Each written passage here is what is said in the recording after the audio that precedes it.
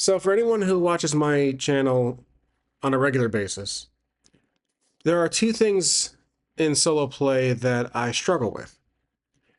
One, combat. Two, magic. Let's focus on the latter for this video. Magic. Spellcasting, magic, no matter the class or term. This is something that I have been trying my best to comprehend in many different games. First off, my favorite two styles of magic in RPGs and tabletop role-playing games. The first, Maze Rats.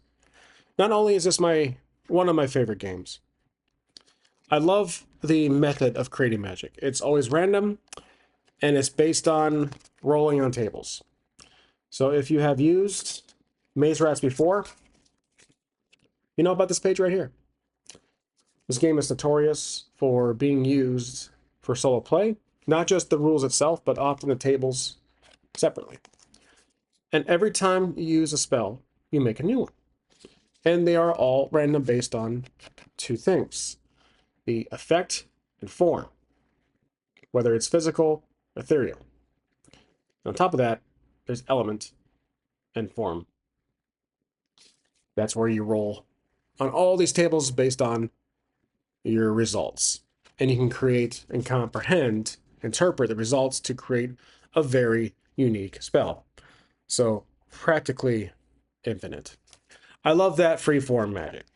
The other that keeps things simple, on the go, more chaotic, and more item-based is Karen. You use a list of about 100 spell books that are right here. And so when you use that spell book, often it is done.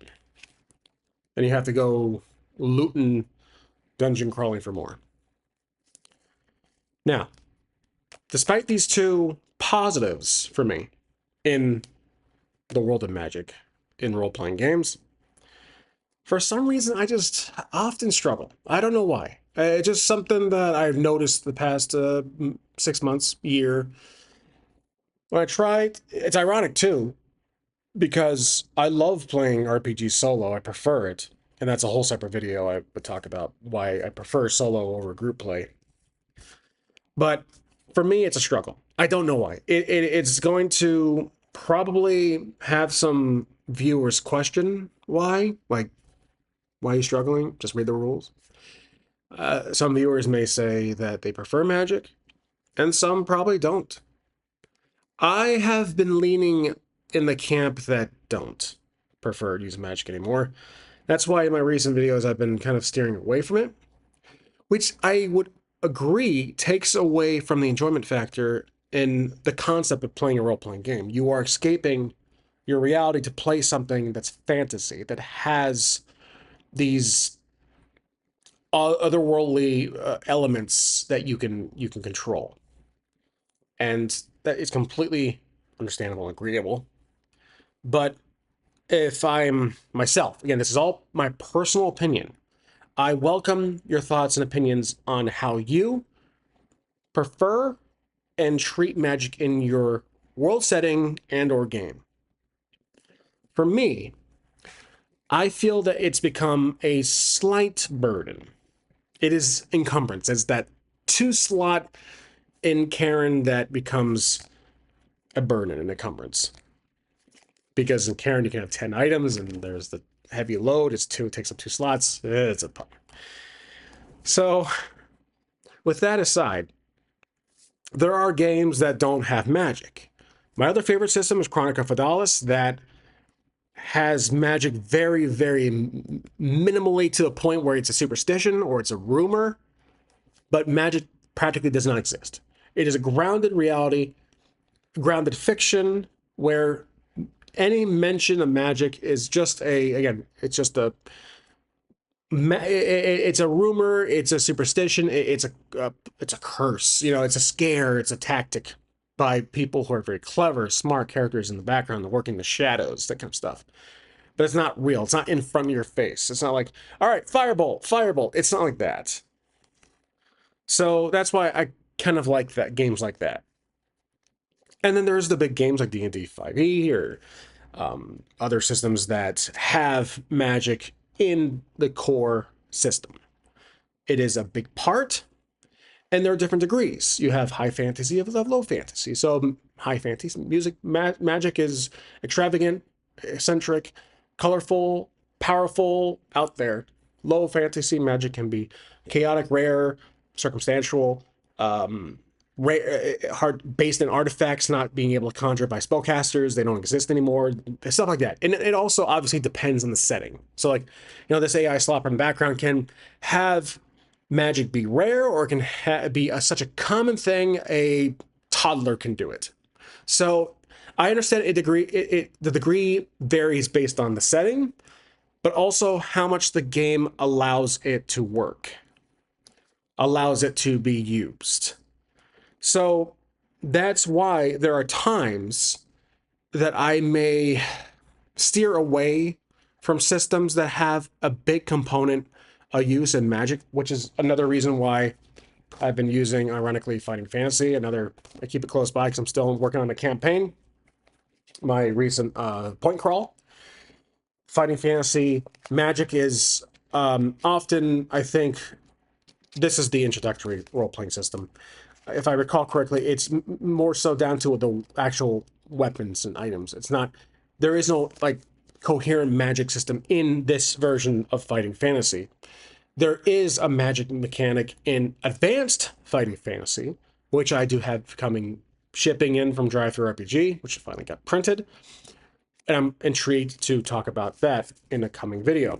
But for these three systems, where magic is almost not mentioned besides items, to creative ways to implement magic, whether chaotic based on spellbooks or creative frequent, I just don't prefer to use magic. Not in my games. And I understand that can drive away viewership.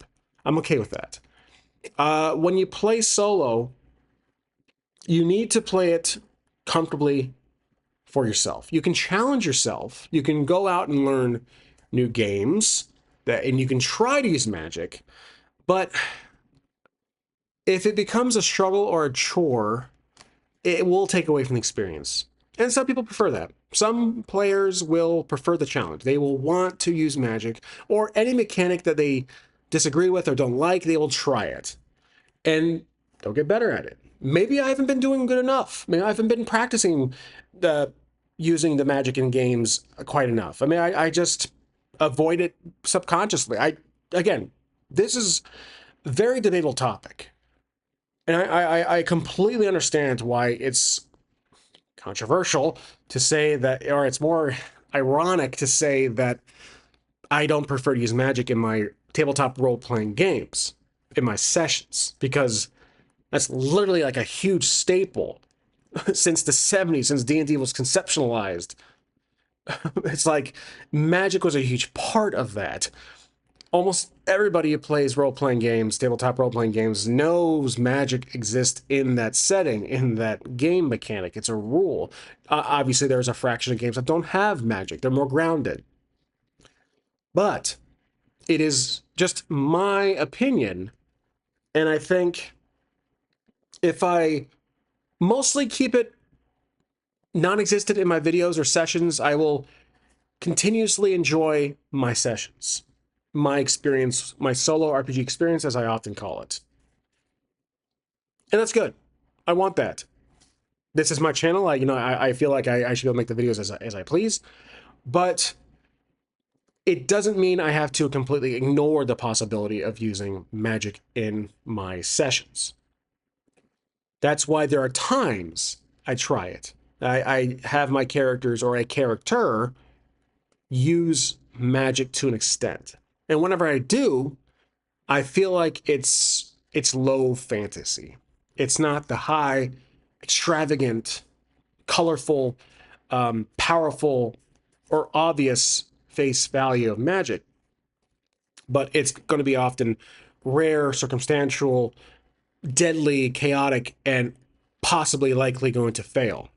That's if I was forced at gunpoint to have magic in my session, to use magic, spellcasting in any level, it would be low fantasy. It would be chaotic, rare, deadly. You have to roll for it. You can't just make it happen. It has to roll. Some skill check of sorts, it has to be rolled for. And often than not, it will fail. But the results would be preferred. So that's the small, manageable amount of magic I would include in my solo RPG sessions. And I want to hear what you all prefer. I play RPG solo for my own entertainment, but obviously I post them for your enjoyment. I like to hear your thoughts. I guarantee I won't change much on my end because I am making these videos as a way to document my experiences for you all to enjoy. But I feel like magic is something that I just often struggle with. Combat, different story. I think I've talked about it. I don't recall, but that's a different story. Combat is the bread and butter of many RPGs out there. And I've talked about how, you can go about combat narratively, traditionally clockwise around a table, but that's probably worth a different discussion. So sticking with magic, I want to hear your thoughts. What do you prefer? What system do you prefer in its use of magic? Again, I have these examples here. Do you modify it to scale it back, or do you make it more? Do you increase the potency of magic in your setting, in your game? I'd like to hear your thoughts. I want to hear your experiences, and I'm sure there will be conversation below, piggybacking off what others say, because this can be a controversial topic. I say controversial. It's just my preference, really. I just do not include it much in my videos. But controversial means I think that hardcore RPG enthusiasts, most likely solo, my audience, will prefer to use magic in their games because that helps escape reality, which is a big part of why we all play RPGs in general. And that applies to group play too. It's not just solo. We all do this hobby because we love it and because it's escape from reality. It's like watching a movie. It's like going to a professional sport. We all watch it to just forget about what's going on our phone, enjoy what we're watching in front of us. And that can also be the reason why people watch YouTube videos. So again, it's all down to preference, and I do not expect a resounding applause or understanding from everybody. But at the same time, I'm okay with that. I really am.